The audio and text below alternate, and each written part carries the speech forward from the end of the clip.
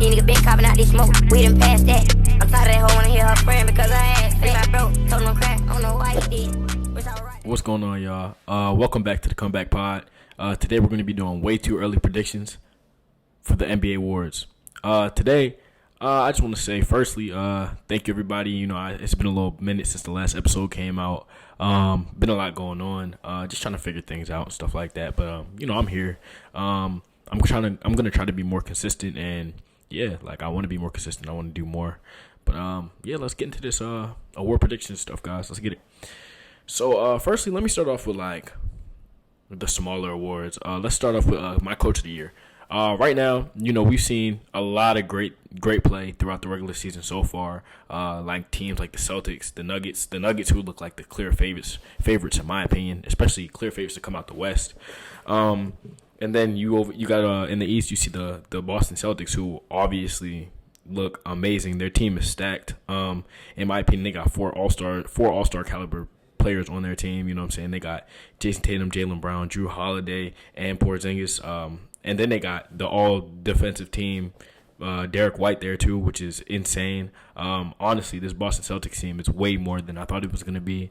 I'm going to talk about all the teams more in my next video. Spoilers and everything. It's going to be Western Conference predictions, and then we're going to do Eastern Conference predictions. But in that video, we're going to go a little in depth into all the NBA teams. But obviously, right now, I'm going to do a little something with the NBA teams right now because I'm talking about the different awards. So yeah, my coach of the year prediction is gonna be Joe Mazzulla with the Boston Celtics. I just told you how amazing they are. I think they're gonna end with the best defense in the league. Just the sheer talent that they have on the roster, defensively and offensively, is just out of this world. It's actually insane. I really don't see a world where anybody in the Eastern Conference can mess with them. Only team that I can possibly see going up there with them is the Bucks. But so far we've seen that the Bucks are not this super amazing team that everybody thought they were going to be after the Damian Lillard trade. Damian Giannis is taking them a while to gel, I don't know. I felt like if it was anybody that I was going to be a little worried about, it wasn't going to be the Bucks.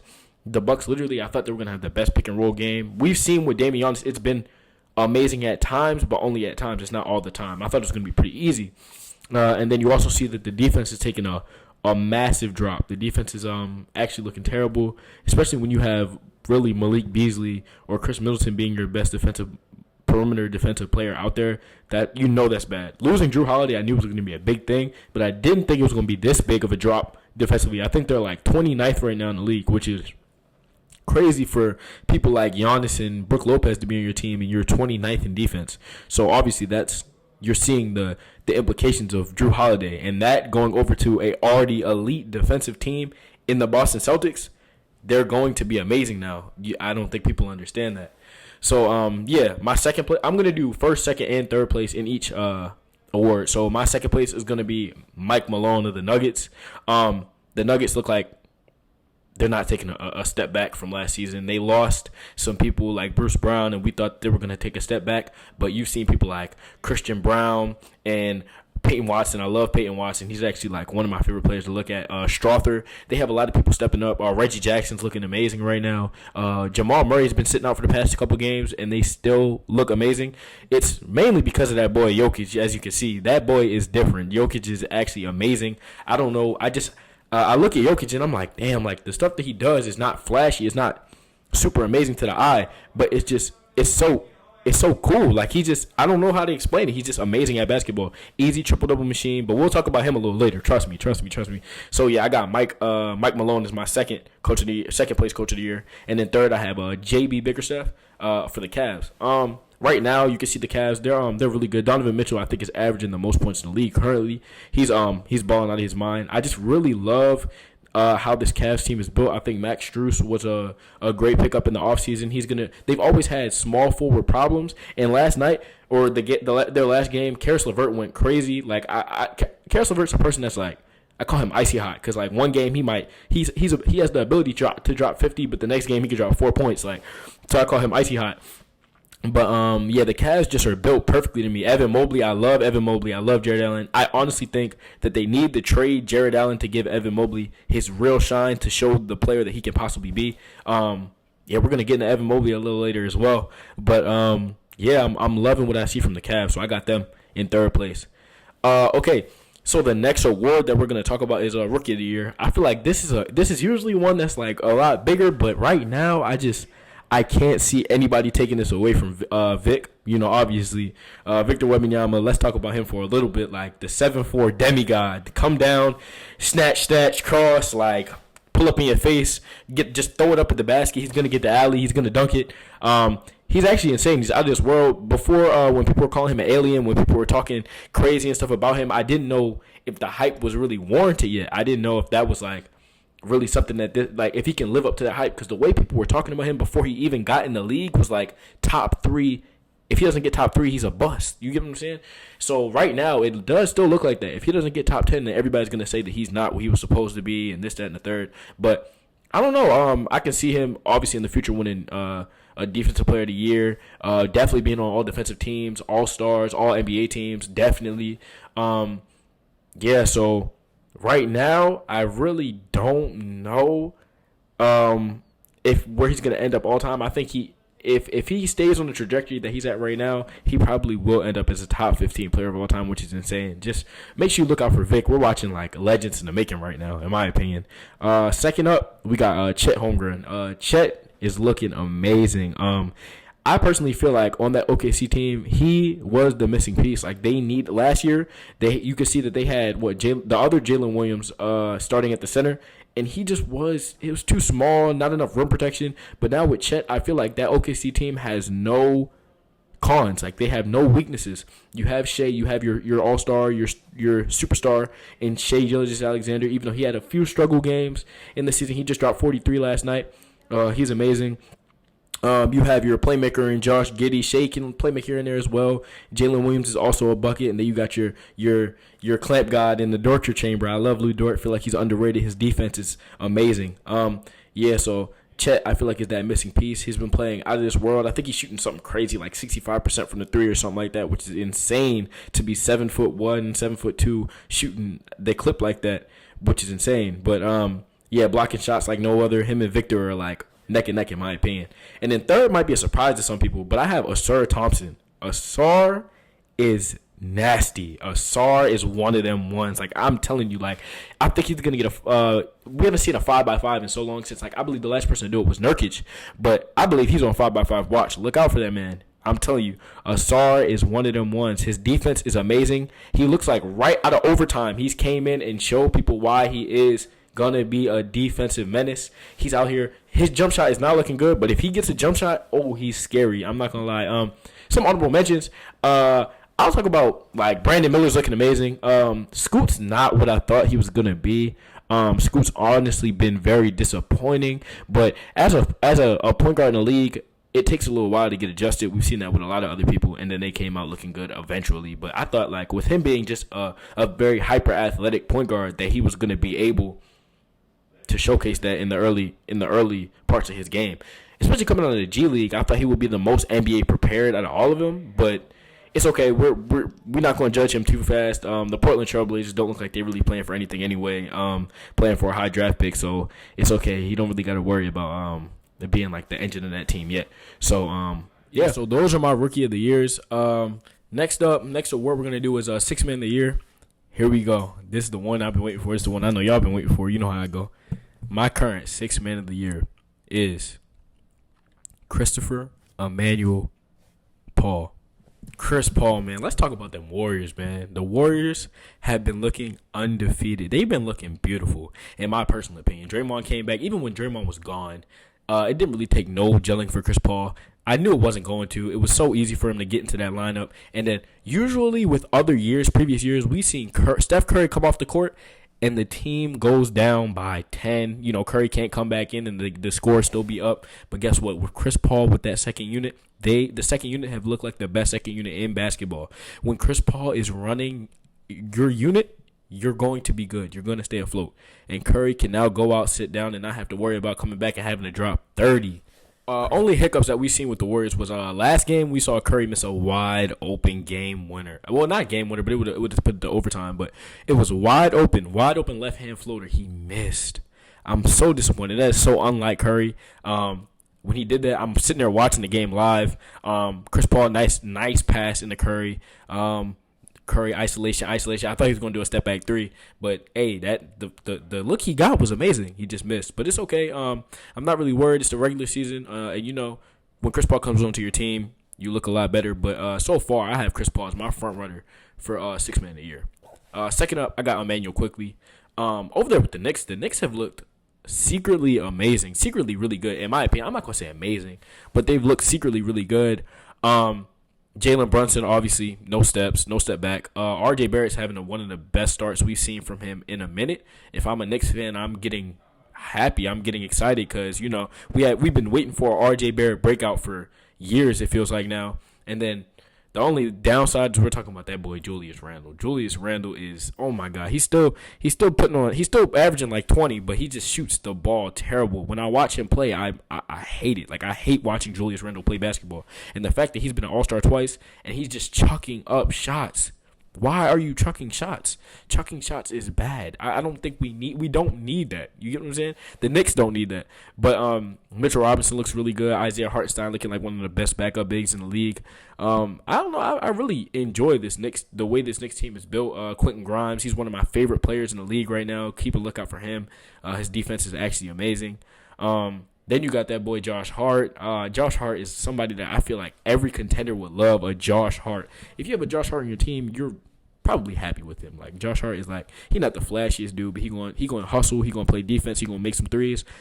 That's all you need sometimes. Good role players. That's why the Nuggets are so good. They have all these great role players. Kentavious Caldwell-Pope playing his role perfectly, looking amazing. I think he has the best defensive plus minus in the league at this current moment. Don't check tomorrow. It might change. You get what I'm saying? But Aaron Gordon, looking amazing. Aaron Gordon and Jokic is so underrated. I'm telling you, Jokic all the time just gets that. As soon as two people come up, just throw it at the basket. Aaron Gordon usually gonna go up and grab it. And then Michael Porter Jr. out of this mind been grabbing rebounds like a crazy person. I've been doing my prize pick bets, rebounds over every time. It's amazing. Genuinely really happy with that Nuggets team. And when Jamal Murray comes back, they're obviously, even right now, they still look like the best team in basketball. But I don't know how we got to a Nuggets rant, but yeah. Emmanuel quickly. And then number 3, I have Malik Monk. Right now, the Kings have been looking a little shaky, but that's because De'Aaron Fox is out. I mean, you obviously knew when your star player goes down, you're not going to look like the same team you look like, obviously. So the Kings have been looking a little shaky, but one thing that's consistent is that man Malik Monk is going to come off the bench and give you a bucket. He's a bucket. I'm not going to lie. And it's actually something that we already knew. I'm not too surprised. I knew he was going to be up here, and I wouldn't be surprised if he actually goes up to my 2. But just the Emmanuel quickly minutes have been amazing. He comes in the game, and he's chucking that shot, but he gonna make it every time. I'm not gonna lie. So that right there is my Sixth Man of the Year. Let's go up to Most Improved Player.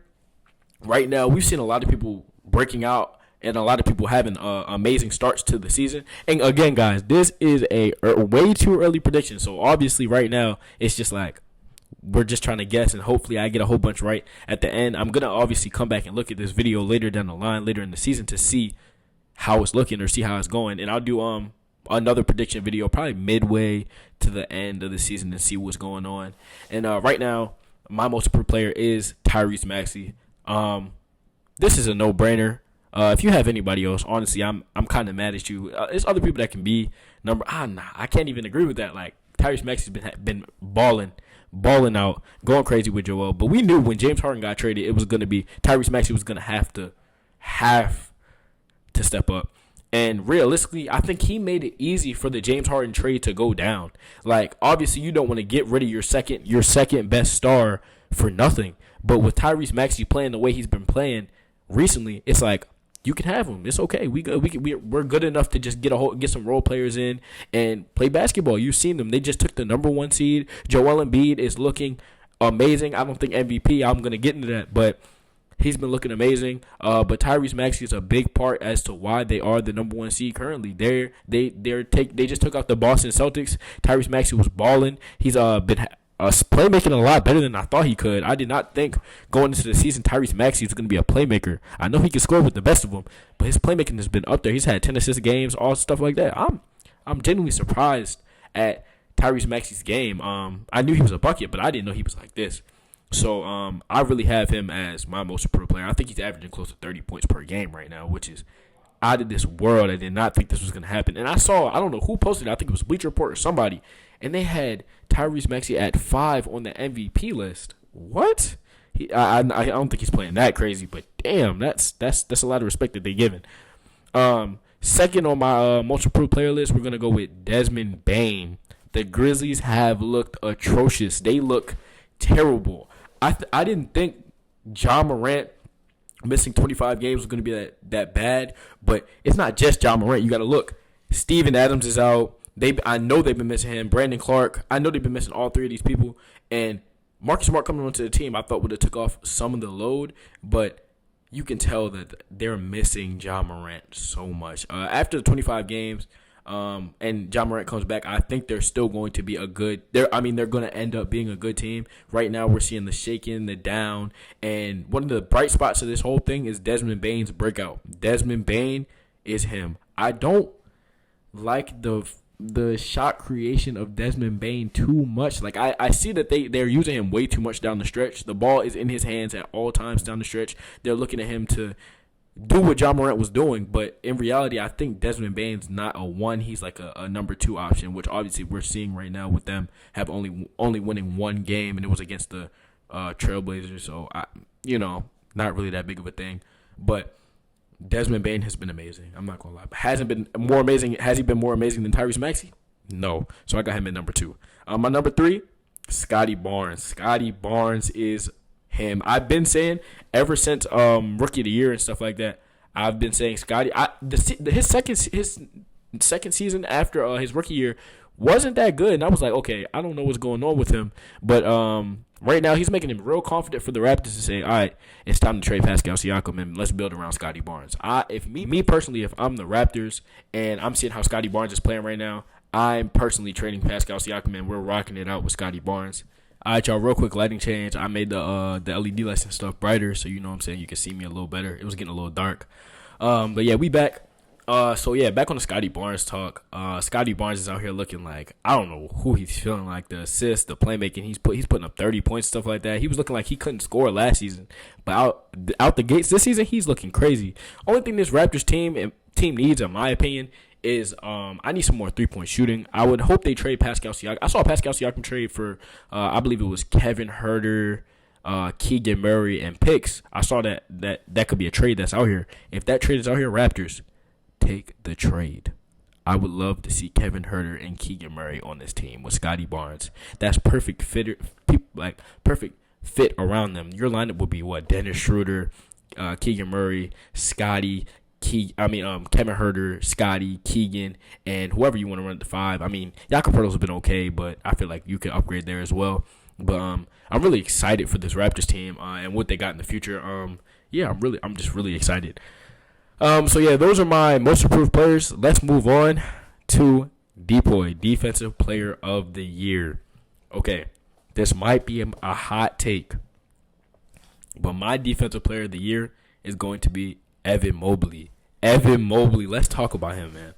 With Jared Allen being out, trust me, I thought he would take an even greater step, but it's been okay. I think he just needs to get used to being at the 5, and his defense is amazing. His length, just the build he has. I have Evan Mobley being, I don't know how to explain it. Like I don't know how to explain my take on why I have him as Defensive Player of the Year. I don't know. Something in my mind is just telling me that Evan Mobley is here. He's here to stay. He's here. Evan Mobley is here, and I really love the Cavs team. So I just personally feel like Evan Mobley, I don't know. I just feel like his defense is amazing. And then my number 2, we have Bam Adebayo. Obviously, I feel like I've been saying Bam Adebayo is going to win Defensive Player of the Year for years now. I feel like if he doesn't do it this year, then I don't know what year he's going to do it. This has to be your year, Bam. I know you're watching this because, of course, you're watching the Comeback Pod. Why wouldn't you be watching the Comeback Pod? But Bam, this is your year. Come on, lock in, my boy. And then for my third one, we have Anthony Davis. Anthony Day-to-Day Davis. Now, Anthony Davis is one of them ones that everybody knows that he's a defensive god. Everybody knows he's a defensive demigod. When he's on the court, the defense is going to be amazing. Everyone knows this. The only problem is he just can't stay healthy. If Anthony Davis stays healthy this season, he could definitely be the defensive player of the year. But you're going to have to take it from Evan Mobley. He coming for it. On God, he's coming for it. Yeah. But, back on the serious note, Anthony Davis, if he can stay healthy, I've always said he could be a defensive player of the year. He just needs to stay healthy. We need to lock in. He just missed a game. He just missed a game last night when they got blown out by the Rockets. How you get blown out by the Rockets, Lakers? Lakers fans, talk to me. What's going on? Y'all are wasting away LeBron's last couple years in his career. We need to send him to a contender. Come on, let LeBron loose. Let LeBron, you know what I'm saying? You know he's going to leave soon. When Bronny get in the league, Bron's going to the team with Bronny. Lakers, you're done. I don't like this Lakers team either. People were overrating it before the season started. I don't think it's that good.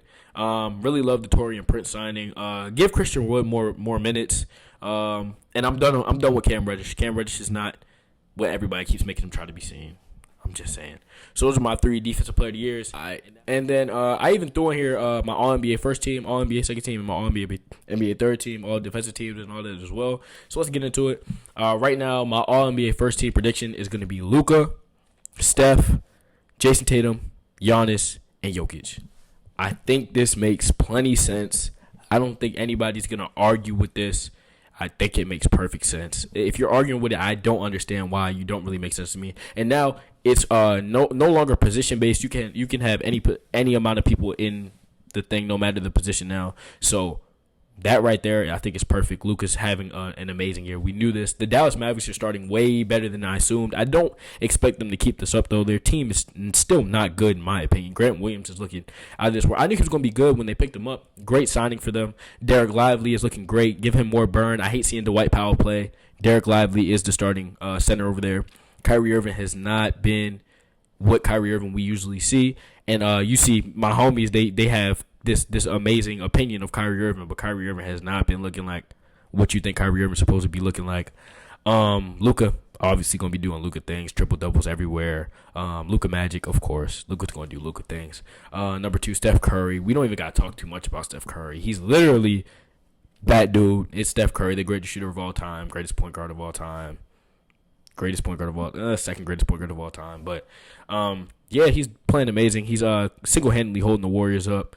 Curry going to do Curry things all the time. He's looking amazing at 35. I think he's shooting 50, 40, 90 right now, which is insane. Curry doing Curry things. Jason Tatum has been so amazing under the radar. Even with Jaylen Brown, Kristaps Porzingis, and Drew Holiday on his team, he's still looking amazing. He's still my front runner for, I'm not going to say it yet, but you will see.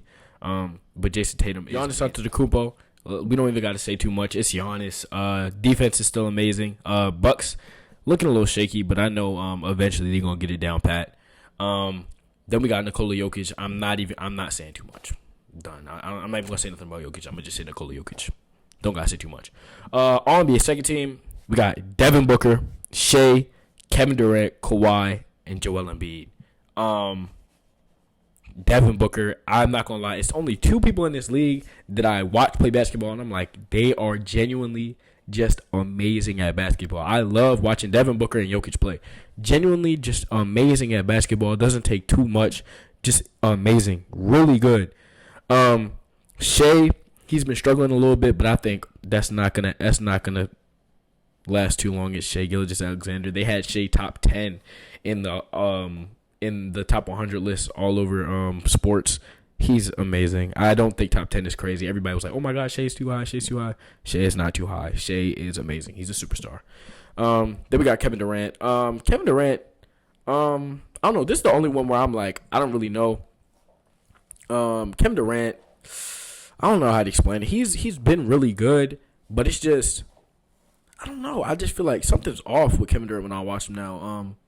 I don't know. He's just not Kevin Durant that I know Kevin Durant can be. I know he'll eventually be back. I just feel like a lot of turnovers. Playmaking has definitely taken a big leap back. I don't know. He's gonna be Kevin Durant at the end of the day though, which is, it's crazy that I'm talking like that. He's like on the decline, and he's still all NBA second team, which is crazy. But that's just what Kevin Durant is. He's still amazing.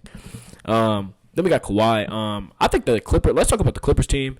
Recently got the James Harden trade. With the James Harden trade, they're 0-2. They faced the New York Knicks. Got dogged in that game. Faced the Nets. They didn't get dogged, but it just look sloppy. Like it just looks like it's my ISO. It's James Harden ISO. Then it's Russ ISO. Then it's Kawhi ISO. Then it's Paul George ISO.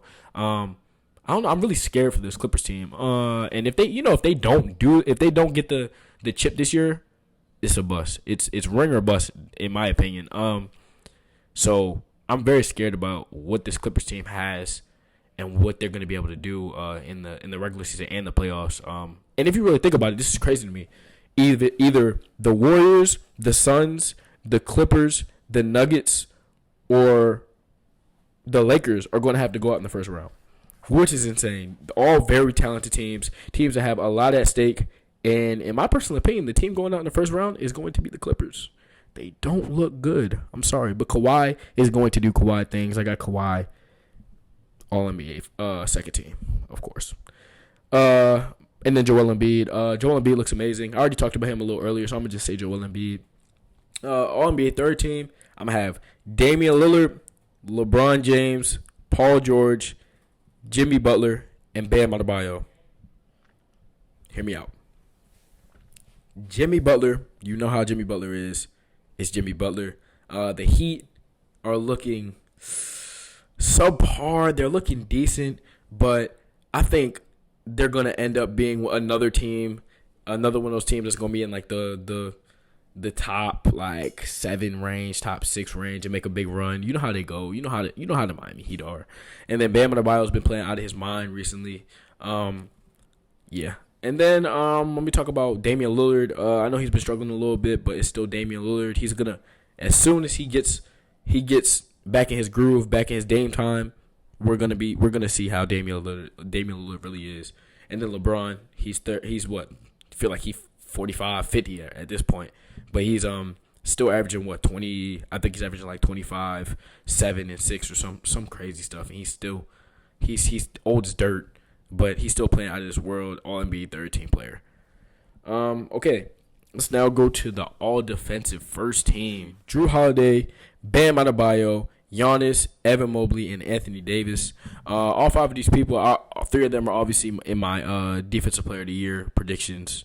3 of them, obviously. And then, now without the position rule, you can have 4 bigs or 4 guards, or you get what I'm saying, in your defensive team or all NBA team. So this is why I can have all four of the bigs in there. But Drew Holiday is the best perimeter player in the league, in my personal opinion. And then you got four guys that are the literal anchors of their defense. So I personally just feel like this is not really debatable. My all defensive second team is going to be Alex Caruso, Derek White, Jaren Jackson Jr., Brook Lopez, and Mikal Bridges. Mikal Bridges is a dangerous defender. Brook Lopez, the anchor of the Bucks. I think with this new defensive coaching that they do, since they don't have the perimeter threats, they're doing a lot of switching and having Brook Lopez come up. Their defense was really good in previous years because they just let Brook Lopez stay down and anchor the paint and let them take mid-ranges. But they can't do that anymore because they don't have the defensive talent to fight over the screens. So now you have to have Brook Lopez switching and coming up on perimeter defenders, which is taking away his whole defensive capability, which is really sad. So then, obviously, I have Jaren Jackson over there in Memphis. When Ja comes back, he's been playing amazing defensively, but it's under the radar right now because nobody's watching the Grizzlies games. But Jaren Jackson is still an amazing defensive player. Defensive player of the year last year.